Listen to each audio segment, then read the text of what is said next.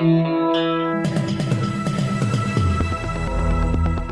listening to Errol Parker and Clancy Overall, editors of the Batuta Advocate, on Desert Rock FM.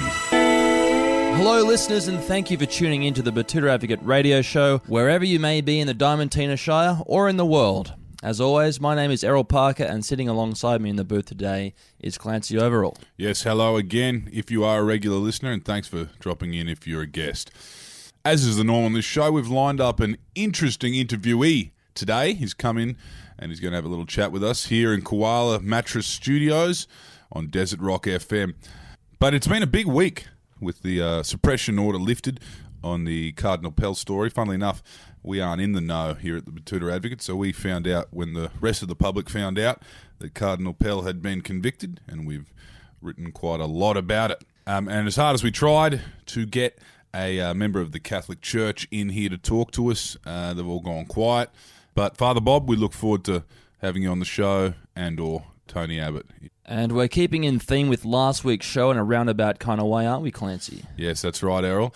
Following on from last week's discussion with the very funny boys from Hello Sport about the NRL off-season and all the scandals that came with it, we've got someone else in today to talk about the rampant cocaine use and violence in a fairly different setting. Yeah, he's talking about it, but not in the front of a nightclub at 3 a.m. kind of setting. His name is Rusty Young, and he is the best-selling author of the book Marching Powder, which you might be aware of. It sold over 600,000 copies. It's been out for almost 10 years. He's a documentary maker, and he also spent time as a counter-terrorism expert in Colombia. And of course, he's done much, much more, which we're going to get into. Yes, he spent plenty of time in Bolivia, Colombia, and South America, Central America in general. His book, Marching Powder, was written after he voluntarily spent time in a now famous Bolivian prison. Yeah, he's originally an uptown boy from Sydney, but he's just released a new book, which is set to be released in the United States and the United Kingdom later this month. So if you're one of our valued listeners from that part of the world, then be sure to check it out at your local bookstore. Yes, it's an incredible story, much like the stories he is going to share with us today. And Rusty has kindly stopped in here at Desert Rock FM to have a chat to us ahead of some panel talk he's doing at the Batuta Arts and Literature Festival tonight. So, let's get into it. Rusty Young, thank you for coming on the show today. Thank you for having me here. It took quite a while to come in on the into Batuta from Sydney on the light rail, which hasn't yet been constructed. Yeah, no, they're doing a little bit of work there at the Burke interchange there. I'm looking forward to just gliding through Sydney. Now, you've spent a lot of time around the world. Let's go back to the start. Mm-hmm. You were a young kid living in the Harbour Republic that we just spent a little while talking about. The private non-democratic Republic of Australia. Yeah. And particularly down in the harbour, the sterile stockbroker's paradise. What made you, was it just a run-of-the-mill young person idea to go backpacking around Colombia? Yeah, I did commerce law, and it probably ultimately didn't really suit my personality and my sort of temperament. You were in the right city to do it. Yeah, I was in the right city to do it. And look, my parents always encouraged me to work really hard and stuff. And so at that stage, law was a pretty good profession to go into, to have a steady income, but it really didn't suit me. So by the end, I was ready to tear my hair out. I did actually work in merchant banking for a while, but I went overseas. Yeah. Hell yeah. This is why I'm so bitter. So then I just went overseas with my then girlfriend, Simone Camilleri, and we went traveling backpacking around, and we went through Bolivia, and then I ended up staying in Bolivia for 4 months inside San Pedro prison. So it was really quite accidental, my career path. It was just from traveling and seeing an opportunity and then just going off on a bit of a tangent. Now, we heard that you were maybe your interest was piqued by rumours that you'd heard about this character living inside. Yeah, well, they weren't just rumours. It was actually written up in the Lonely Planet guidebook, and right. I just couldn't believe when we were backpacking around. We sort of said, "What are the good things to do in La Paz, which is the main city in Bolivia?" And in the Lonely Planet guidebook, it lists this prison, San Pedro, as the world's most bizarre tourist attraction. So, and Thomas McFadden was the black English drug trafficker who was in there, and he was running guided tours. So you'd go to the gate of the prison, hand your passport to the guards. You weren't allowed phones in or any sort of photographic equipment. Go into the prison, and he would take tour groups around the prison, and then he would select certain tourists that he sort of liked the look of for whatever reason. They was like, oh, you're cool, you're Australian. Come back to my cell, and then he'd just lay out some cocaine on a CD case and say, here, have some. Yeah. So he was incarcerated. He was busted for attempting to traffic 5 kilograms through the airport. It got reduced to 1.25. In other words, 3.75 disappeared. Yeah. And he was sentenced to almost 6 years in prison. He wouldn't speak the language, and basically you have to buy your own prison cell inside the prison, and there are 8 different sections, like, and each one of them's got like a star rating, like a hotel. So he could only afford the 4-star with the other foreigners. There's a 5-star section with politicians in it, and basically it's just a free community in there. The guards only go in once a day to check the roll, make sure everyone's there. Apart from that, you can bring in your wife, your children, your girlfriend, your music, your television. You've got the key to your own room. Just can't go home. You just can't go home. Well, you can go out on day leave or night leave if you pay the police. This is what Thomas did. He actually met his girlfriend out night clubbing whilst a prisoner, right? So it sounds a lot like boarding school in a way. a little bit. Except you're paying for the privilege to get locked up.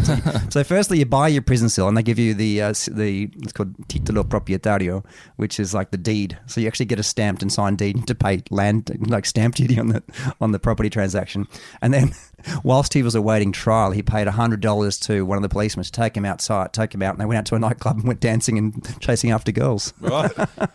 Now, do you find it is that quite telling of the people in that part of the world? Are they merchants? Are they quite industrious? No, to be able to operate that way? Bolivians are absolutely lovely people. They're really friendly, hospitable. It's a landlocked nation, so it's really been preserved in terms of culture. Like there's some. It's backward economically. It's one of the poorest nations in the Western Hemisphere.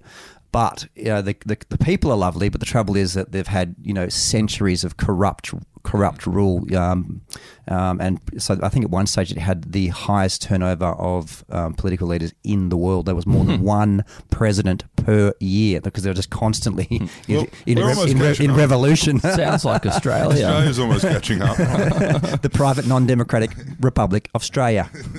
Now, tell us a little bit about. I mean, you spent a bit of time there. You linked up with this bloke, Thomas McFadden. Yeah. He was a Brit.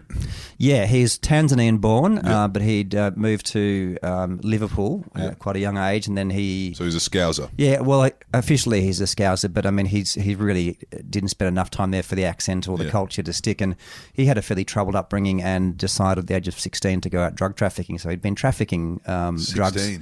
Yeah, left school, ran away from home, and went and saw the world, but financed it using drug sales, and he used to run heroin out of India. And Pakistan, and then he decided to start running cocaine out of Bolivia, and he did it successfully for a few years, and then the US government started really cracking down on the airport in Santa Cruz, and then he changed airports, changed his system, and got caught.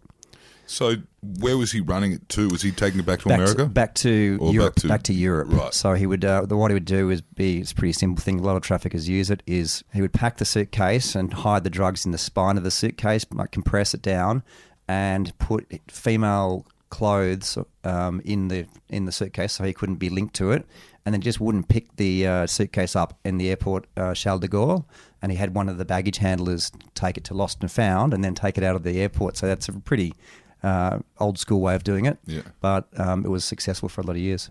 Right. So he ended up getting pinged. He got pinged. With 5 kilos. He made the mistake of bribing someone, so he's basically let someone know. He had quite a foolproof way of doing it, where even if the suitcase had been caught, he couldn't have been linked to it. Mm-hmm. But he also, as an extra precaution, ended up paying off one of the colonels in the airport, who was the head of security and anti-narcotics in the airport, and that guy was the one who caught him. Right. So he actually didn't really care. He was like... Yeah, basically he was just trying to win on both sides. Yeah. So basically the colonel accepted the bribe to let the corrupt trafficker out, caught the trafficker, gets the kickback from his authorities, probably sold some of the drugs as well. Yeah. And because you said 3 kilos went missing. 3.75 over the 5. But what are you going to do when? And also Thomas was pleading innocent, right? So because there's no reduction in sentence for pleading guilty. So if someone says you're accused of trafficking 1.25 kilograms, you go, no, it was 5. Oh, and I'm innocent. Now, can you tell us a little bit about, once you got in there, you decided to stay? Yeah, well, I didn't intend to stay for as long as I did, but Thomas's idea was I had to kind of live in there to do the research properly, because the first night I went in there with my girlfriend Simone, and we ended up staying the night in there, partying on and drinking and In prison. in the prison. Like, this is a party house. Like, they actually manufacture cocaine inside the prison. Really? Yeah, and so Thomas used to say, because it was pretty intimidating when you're a law graduate and you go into a prison and you're like staying the night, and I was very nervous and I was worried about entrapment. And he sort of said, look, this is the safest place in the world to take cocaine, because what are they going to do if they catch you? Put you in prison? Yeah. So it did seem like a bit of a party prison and a bit of a holiday camp. Like, you're like, this isn't real prison, but there's a lot of injustice and corruption and violence inside the prison, and you don't see that as a tourist just doing a 1-hour tour. So I stayed with him in his prison cell, slept on the floor on a mattress. I wasn't an actual prisoner. Obviously, I hadn't committed any crimes, but I just paid the guards to go in and out as I wanted. How much were you paying him? It was actually $5 to get in. I negotiated a monthly rate, and at the time the hostels were about 6 or 7, so it was actually cheaper to stay the night in the prison. Did you know you were going to write a book about the bloke before you met him? No, not at all. We were just interested in going in and seeing the world's most bizarre tourist attraction. And look, he had at the peak, between 50 and 70 tourists coming through a day. So just to a number, he was just doing constant tours. And it doesn't sound like a lot of money, but so of the $5, $2.50 would go to the guards and $2.50 would go to Thomas and his crew. But if you got times that by 50 people per day, he was making good money for Bolivia, and he had bodyguards, and it's just this entire industry, because the Bolivian authorities throw the prisoners in the prison, but they haven't got any money. They don't give them food, so they've got to pay for their own food. They've got to have a job, buy their own prison cell, buy their own clothes. There's no uniforms, and support their families. So it's kind of like legalized corruption. Yeah. So the book came out in 2003. What year were you in the prison with Thomas? He got out at the very end of 2000. So it took sort of two years to write. Yeah. Right. Did you have that moment when your book became an international bestseller that you were like, that's pretty interesting for my first book? You hadn't written a book before. No, you know what? Like, I did. The publisher here did a really great job, and I did my very first television appearance and radio and stuff. Yeah. But you don't start seeing the sales figures until every 6 months they give you a royalty check. And I just went back to Colombia. By that stage, I'd been living in Colombia, and I loved Colombia and wanted to write a book about Colombia, and I had a new girlfriend there. And so I just went back to Colombia, where the book didn't come out, and so I didn't quite know that, somewhere back in Australia and UK and US, this book was really taking off. And, this is when there was the internet, but it wasn't Facebook, there wasn't Twitter. Infantile kind of stages. And I just didn't really pay much attention. I just said, well, I've done that, now I'm going to write another one. Yeah. And when did that? You flew home for Christmas, and everyone was patting you on the back.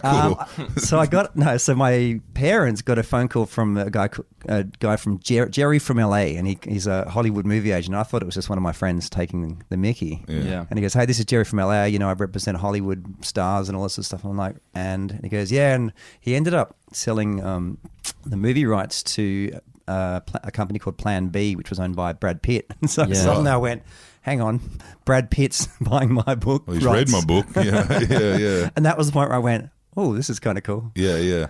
Because I'm not sure if it's in the high school curriculum yet, but it is definitely referenced right across.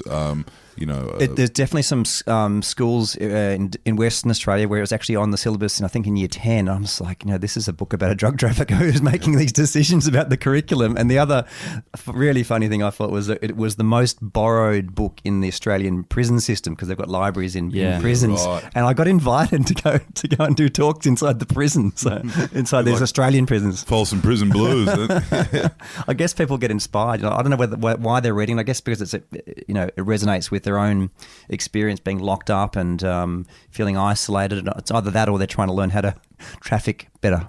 Now, it wasn't just coke and rock music in the prison. You got to see, 4 months, right? You got to see every kind of facet. Look, I've got to say, for maybe about the first week or so, it's like, wow, this is really exciting. No one else, this is a life experience. Wow, I'm living in a prison, aren't I? Cool and dangerous. But I've got to say, after 3 months, 4 months, it's really just quite boring. You can't move. You're isolated.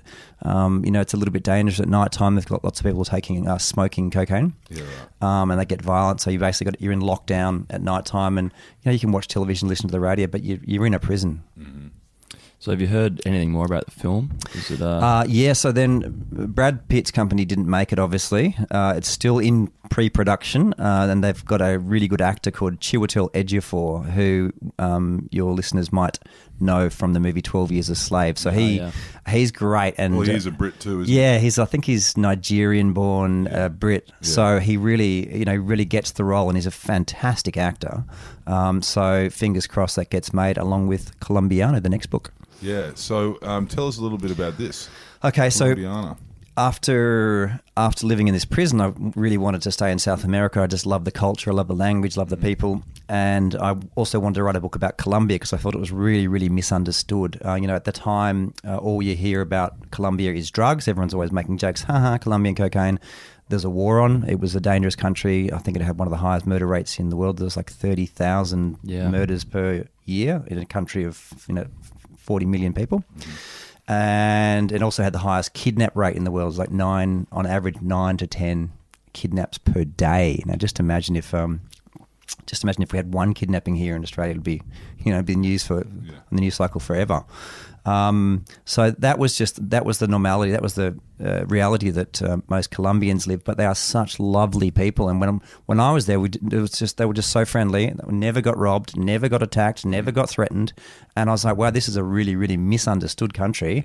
But it was also true that it is the world's biggest producer of cocaine, and all their stories about the violence and the war and the guerrilla and the injustice are also true. So I thought, wow, what a fantastic, complex dynamic to write about, because it's got this contrast of the violence and the corruption and the drugs, and on the other side, people, the ordinary everyday Colombians who are just wonderful, friendly people. And if you've met Colombians here in Australia, there's quite a few in Batuta, I believe. Yeah. They come in. I don't know how they get in. Yeah, they're living down in boats, maybe the Flood Park district. Yeah, big in the hospitality but sector. Colombians are just such warm, friendly, smart, outgoing people. Shakira, yeah. Well, that was actually one of the reasons that I was like, well, I want to go to that country. Hips don't lie.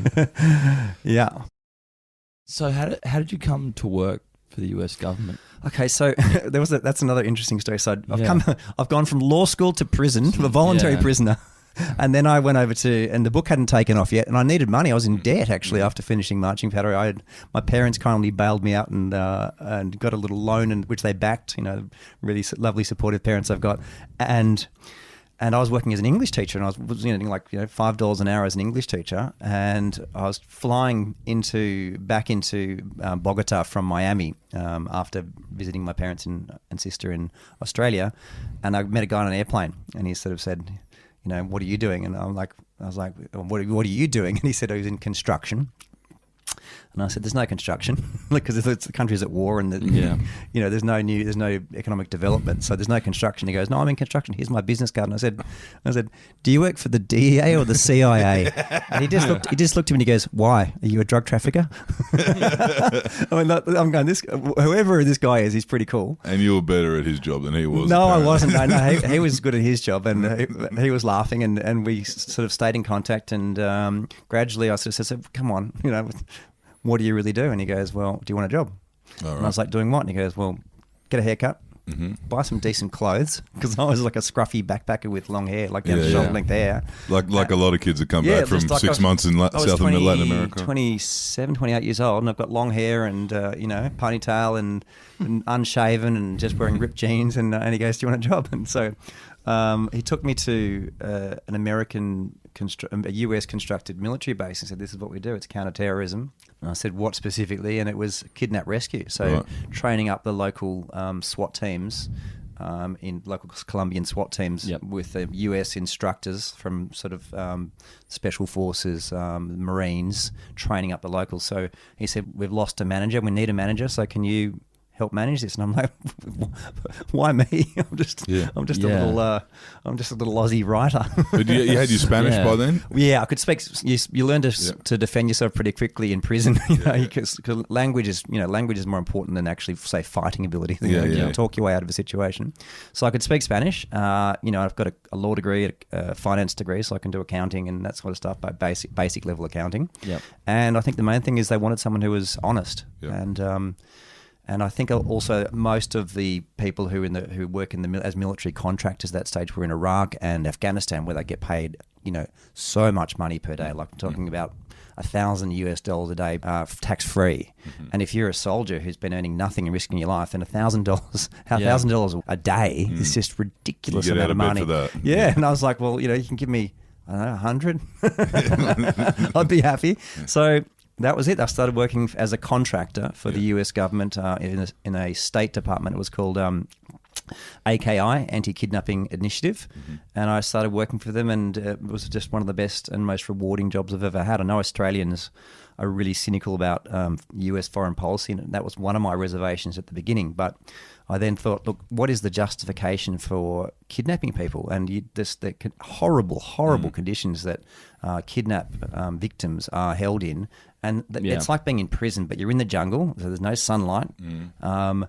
Leishmaniasis disease, really poor diet, your clothes actually rot off your body, and you don't know when you're going home or if you're going to go home. And their stated policy, if there is an attempted rescue, is to shoot the prisoners, right? So you're kind of hoping that you're going to get rescued, but if you do get rescued, you're hoping you're not going to get shot. Yeah. And you don't know when your ordeal is going to end. Some of the Colombian people who have been kidnapped there were in the jungle for 10 years. 10 years. Just how do you justify POW stuff? Yeah, exactly. Yeah. But worse, for 10 years. And how and then so that was the US actually really made a huge difference in Colombia. Look what's happening right now in the left-leaning countries in South America. Look at what's happening right now in Venezuela. It's an absolute crisis. So they went left-wing, supposedly socialist, but turned it into a dictatorship. And then look what's happening with Colombia. Now, I'm not saying it's ideal. There is still a lot of corruption and there's a lot of violence still. But because they had the economic development and the US backed their military against the FARC terrorist organization, and they started rescuing kidnap victims, and it really made a difference. There are still kidnaps, but it's less than one per day. Okay. So on average, it went from 9 or 10 down to 1, and they really won the war. And then the FARC reached a peace pact with them a couple of years back, and so officially the war's over. There's still lots of socio-economic problems in the country, but that is one example where a US intervention actually really made an overall positive difference. I'm not saying there weren't lots of incidents and terrible things happening along the way, but it really did make a difference. And Colombia is just, leap years ahead of many of its neighbours. And in fact, I think there's over 1 million Venezuelans have fled to Colombia. And unlike Australia, the Colombians have welcomed them with open arms. They're just such a giving nation, really good people. So you weren't on the tools, like you didn't have like a machine gun. We had a fleet of 5 bulletproof cars. Yeah. So we'd switch them around.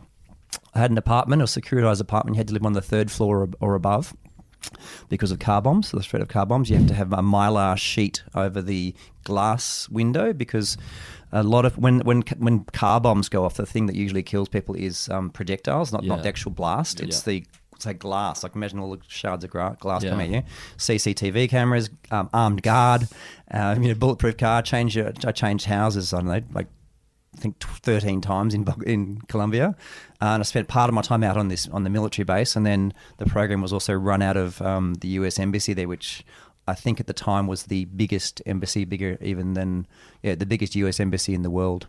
At the time. It was better for you not to be staying there?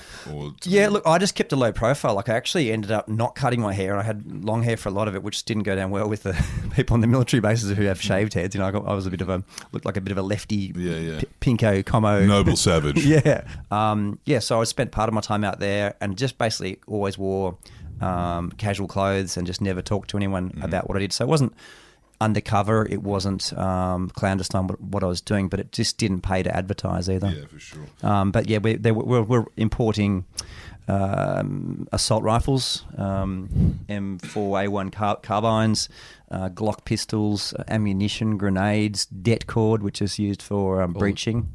So we had all the importing all that stuff and then using that for training. Did you you were staying in Bogota?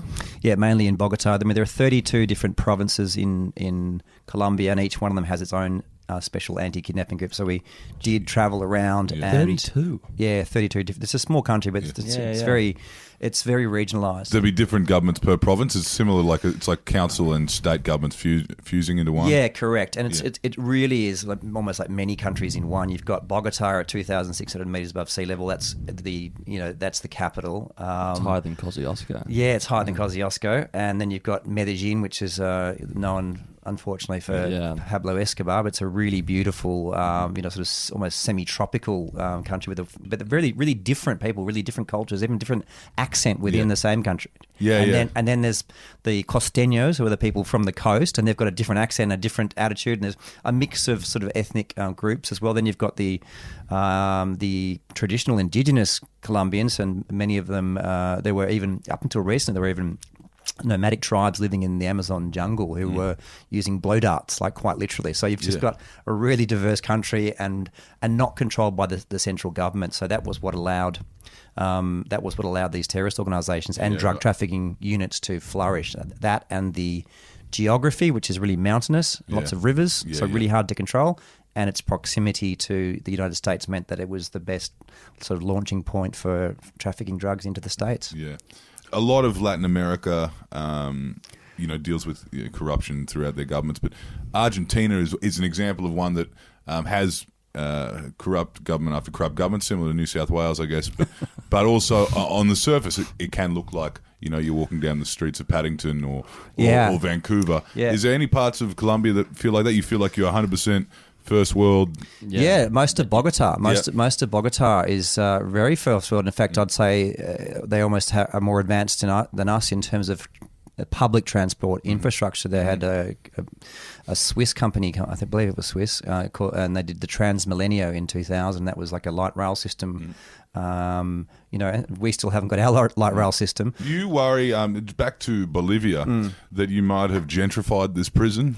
Yeah, look, at the time, remember that I didn't even know whether the book was going to be published at all, or I didn't have a publisher. I didn't know how to publish a book. I'd never written a book. I just went in there as a kind of, law graduate and just went, let's just see what happens. So we wrote it, and then obviously it took off. And if you read it closely, it's not glorifying drug trafficking. It's saying this is a terrible thing. Look, you can become addicted. Yeah. This is what the prisons are like, and this is what drug trafficking does to an economy. Is it makes it really, really corrupt. So I really saw it as a cautionary tale. But people just go, oh, how cool! Mad's that? Oh, cool!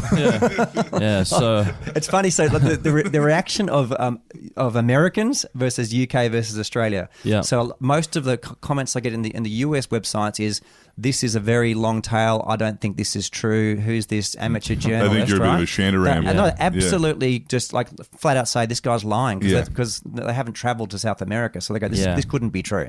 The UK people sort of say, dear Rusty, thank you so much for providing us with a vicarious experience that we would never ourselves choose to embark upon. And the Aussies go, g'day, mate. Is the prison still open, and how much is a gram of coke? Well, they've just released the stats from the sewers. I think in Australia, Sydney, your hometown apparently, is number one in the world. They were saying that for every 1,000 people there are in Sydney, it's 1.2 grams of the Charlies being consumed. I saw those stats in there. That's a lot. Yeah, it's a really novel approach to measuring drug usage, because it's really important, because otherwise it's just self-reporting. So you go this country. So we're doing tons and tons of cocaine. I think Sydney's the leading per capita cocaine user. I believe the ecstasy capital was Tasmania, and ice capital is Melbourne. So it's great that all these cities are really advancing and got their own thing. Got their own thing going on. But Brisbane's still on the reef. Interestingly, the National Drug and Alcohol Research Council has done longitudinal studies as well, and those stats also agree with the long-term trends. So heroin and marijuana use is slightly down but stable. It's still at a worrying level, but ice is really the big one that we need to keep an eye on. It's just that is such an horrific drug. It really is an appalling drug. It's sort of, it's like a poor man's cocaine. Yeah. It's a horrible drug. Don't do it. Don't try it. So tell us, speaking of doing drugs, for someone who has been in, You're talking to me, or you've been in on a theoretical level, right? Yeah. Well, you've been in the theoretically, everyone. Allegedly. Yeah. No one does drugs. No one does drugs, but you've been in the prison where you find some of the best cocaine in the world at a price that is, Affordable. It's affordable. Can you understand why people in Australia do cocaine? It's just ridiculous. I mean, if you look at the real cost of cocaine in Australia, I mean, everyone sort of thinks it's $300 a gram, right? So in Bolivia let's take Colombia. Colombia, a kilogram goes for wholesale, 1,500 US. Okay, so let's call it, I don't know, 2,000 Aussie. $2 a gram. And then when it comes to Australia, people think it's $300 a gram, but in fact they short weight it 0.8, so that makes it $375, and then they cut it in half at least. So it's actually, what Australians are paying is about $750 per gram on the street level, I think. And what a waste of money. You could just go overseas and have a really good holiday. You could save for a house. And then, so people who are doing cocaine and then complaining about the Sydney house prices, Yeah. just the irony. Fucking young people these days. Yeah. Go and get some Ritalin or something. I don't know. Yeah. There's a lot of prescription drugs out there in Australia. Now, this book is kind of rebranding Colombia, you feel? No, look, after having spoken so well of the Colombian people, this is still the dark underbelly of Colombia. So the thing that I got really interested in is, the relationship between the war on drugs and the fact that cocaine is illegal and what the fallout effects are in Latin America. And one of the really devastating impacts is the phenomenon of child soldiers in Colombia. So, some kids as young as 10 or 11, one I spoke to was 8, they're getting recruited. They don't get forcibly recruited, that they join up voluntarily, inverted commas. But Colombia, during the peak of the war, had the second highest number of child soldiers in the world. Now, we all know about African child soldiers, but who knew that Colombia had child soldiers? And they estimated that this is the UN, I believe, estimated between 10 and 14,000 children were involved in the war. Some of them, the younger ones, they'd use them as spies or messengers, and then the ones, as soon as they were old enough to carry a gun and a pack, and then they were treated as adults. They were frontline soldiers. Between 30 and 35% of the child soldiers were girls, and so they're often effectively used as sex slaves as well by the commanders. They sort of said we're all equal, but as soon as a girl gets her period, they give her the contraceptive injection. So it's basically like, well, I haven't got a boyfriend, and I'm not sexually active. Well, it's like, yeah, but you're going to be. So stuff. This is for the listeners. This is the new book, Colombiano. Plug. So it's Colombiano. Colombiano. So Colombiano just is the male. So a Colombiana would be a female, and then Colombiano, it just means, it's like Baz Luhrmann calling his movie Straya. Yeah. I'm just calling it Colombiano. So 10% of the profits from Colombiano goes to That's protecting Colombian children. So from with a lovely friend of mine, Belinda Pratton, we started a foundation in Australia to collect funds for Colombian child soldiers, and my house in Bogota is used as the head office over there. Belinda, I must say, is no longer involved, and I've also stepped back just because I don't want to have a conflict of interest in promoting my book versus promoting the charity. But 10% of the royalties, my royalties just go directly to these Child Soldier Foundation. And basically, the war's over officially, so there aren't any more child soldiers, but a lot of them are in danger of, because they have these skills and they've been subjected to such horrific levels of violence. What we're seeing now is a big fracturing of the drug market in Colombia, particularly with Mexico taking over. And so all these big terrorist organizations, I mean, FARC at its peak numbered between 17 and 20,000, so that was really rivaling. It was the biggest insurgency in the Western Hemisphere. And so imagine all these people who have been subjected to horrific violence, who know how to use weapons, who have used to war in a country with really high unemployment, what are they going to do? There's a real temptation Yeah. to go into the cartels or into. So do you think organised the cartels would just swallow the political extremists? Exactly. Well, Yeah. I mean, basically, a lot of the political extremists were sent to prison, but then when they get out, that's all they know. And here's the thing: for decades in the war on drugs, we've been blaming the supply nations. We're blaming the Bolivians. We thumb our noses at the Colombians. Go, look, they're morally inferior people. It's a corrupt country. That's why we've got cocaine in Australia. Nonsense. Yeah. Supply and demand. We're the ones demanding the cocaine. Sydney's the one that's snorting it in Batuta. Yeah. And Colombia is a poor country. It hasn't had really strong governance, and so of course that demand will be met by the supply from whichever country. I mean, and there's no coincidence that Colombia was a country which had 3 different terrorist organizations. And they're the biggest producers of cocaine. Afghanistan is the biggest producer of the illegal poppy, and they've got they had the war there as well. So there is a real correlation between the fact that the war on drugs makes drugs illegal and the levels of violence and terrorism in the supply nations. Yeah. And it's not good enough to just say those guys are at fault, let's go in there and prop up the war. Yeah. Either we make drugs illegal ourselves and recognise that we've got a habit, tax it, fund rehabilitation centres, look at this as a medical problem, or or just try and reduce the own harm that we're doing. Like how we are responsible for these phenomena. So in the debate of drug reform, you'd say you were erring towards legalisation? Absolutely. Look, I don't like to argue against myself, but I don't want to say it's a clear-cut issue. It really is a complex dilemma, and whether you further criminalise or completely legalise and tax, which I'm in favour of, you're always going to have problems because addiction is a medical problem, right? So a certain percentage of people who try any drug, whether it's alcohol, tobacco, ice or cocaine or heroin, are going to become addicted, and that's just a fact that we have to accept. So government's coming out and saying zero tolerance, we want zero drug deaths, zero, there's no such thing as a safe drug. Well, there is no such thing as safely taking these recreational drugs. You can die from them, you can become addicted, but just saying zero tolerance over and over and over again is not actually going to help anything. So a more realistic and pragmatic approach is to treat drug addiction as a medical issue. We should be listening to our scientists and not to our politicians who stand up publicly, and they've got a real interest in just in showing how tough they are on criminality. And every time there's a drug overdose, rather than putting on the table sensible discussions about drug reform, they go, no, let's go after the traffickers. And look at what's happening with the pill testing.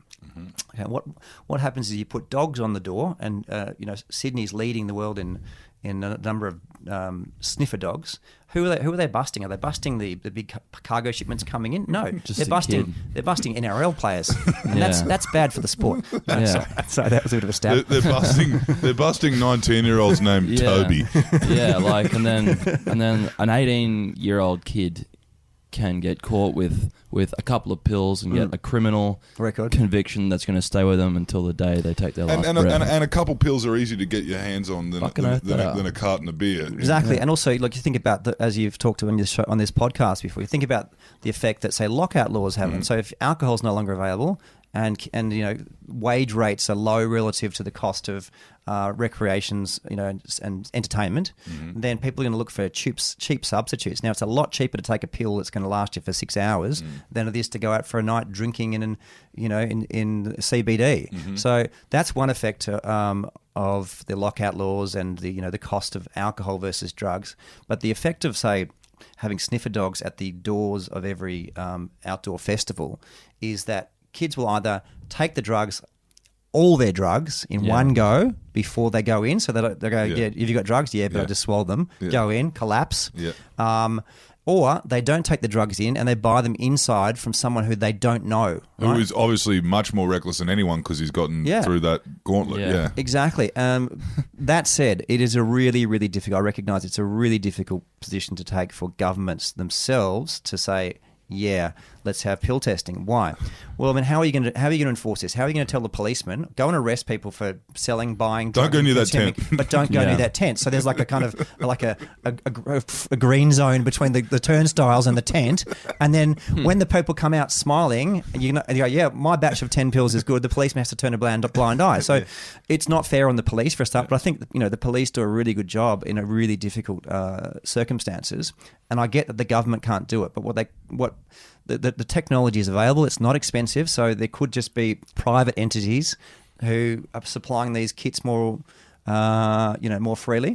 And if people want to use those kits in the privacy of their own home, then that would be a good thing. If you start training people to look at the drugs, and look, this experiment has been done in Amsterdam, 20 years ago, and it has reduced. Like, there's no one dying of.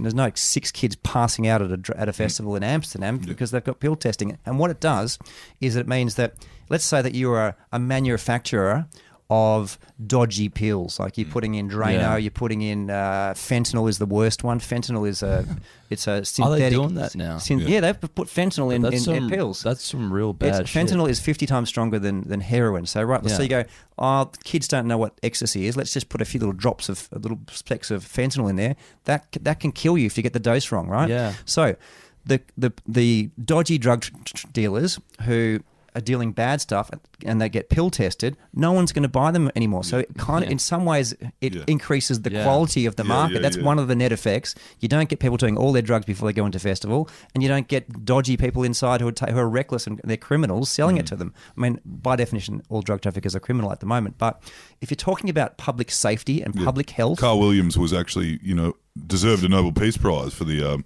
quality of ecstasy that he was putting out in the streets and the underbelly. An interesting fact about ecstasy and MDMA is that it was actually used and it came into popularity as a marital aid. And so a lot of psychologists in Los Angeles in particular were recommending it for couples because it makes you more intimate. Yeah, right. And it wasn't really illegal until about the mid-'80s. It wasn't really on the radar. After the US government banned it, some really legitimate physicians who really thought this was a really good drug continued to make it, and they made it in an abandoned mine shaft, and they made really high quality ecstasy because they genuinely believed it was in favor of humanity. Now I think science has come a little bit further now and recognizing that long-term MDMA use causes depression and mental disorders. So I'm not saying it actually is a good drug to take, but it's better when scientists are making it and when qualified physicians are administering it, rather than letting dodgy outback Batuta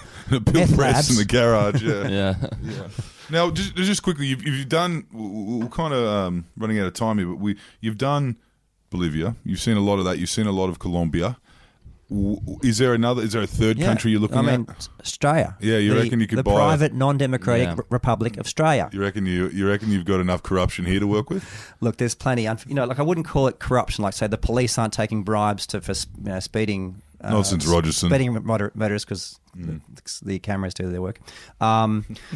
No, but look, there's a lot of corporate corruption. It's basically, I'd call it corporate capture of the government. And that's really concerning because it's structural. So at least we haven't got the system like in the US where lobby groups can pay money and then start to buy up politicians. We haven't got that. But what we've got is a really deep malaise and cynicism about people in public office. So anyone who sort of looks at politicians and thinks they're all corrupt. Why would someone who really has Australia or New South Wales or any part of Australia's best interest at heart go into such a cynical and dirty game? But what we should be doing, I think, is actually, and this is a serious point, is rebranding politicians to show these are public servants. These are people who, at least initially, go in to help society, and some of them do actually help society. I don't want to dump all over all politicians and say they're all corrupt, but it is a pretty corrupt game. But if we held our politicians to higher standards and in higher esteem, then you'd get people going proudly, I am the mayor of Batuta. Yeah. They'd be able to brag about it at dinner parties like surgeons do. Yeah, exactly. And like right now, think about what were the honourable professions. In when we came out of university, it was doctors and lawyers, and now it's lawyers. Yeah, lawyers were considered to be pretty trustworthy. Once upon a time, people used to admire lawyers and doctors because they were the backbone of society, and teachers and nurses and people who do really, really positive things for society. Military as well, particularly in the States. That kind of yeah. And now we've come to admire or associate people's moral virtue and their social status with how much money they're earning. And that's a really big deviation from previous historical values. And I think if you start saying this person is a good person or a valuable person to society because they are rich, that's a really, really dangerous way of thinking, and it can take society in a really dangerous neoliberal economic direction. Prime Minister Chifley was a train driver. We'll finish on that note. Yep. So this book, Colombiano plug, released in Australia about 18 months ago. It was the highest-selling fiction book in 2017, and it's just about to be released in the UK next month. It's coming out on the 1st of March in the UK and the 1st of April in USA. So to all of our listeners in those horrible, windswept, cold countries and in the outer at Batuta, the moment, head on down to your local bookstore or go on to Amazon. Plug. Thanks for joining us, Rusty. Thank you, guys. And that was Rusty Young, one of Australia's more eccentric and interesting authors, and obviously he's still hard at work. Thank you for listening. This is the Batuta Advocate Radio Show. I'm Clancy Overall. You be kind to each other. And my name is Errol Parker. Until next week, stay out of the pokies. They're bad for you, and never ever talk to the cops without legal counsel presence.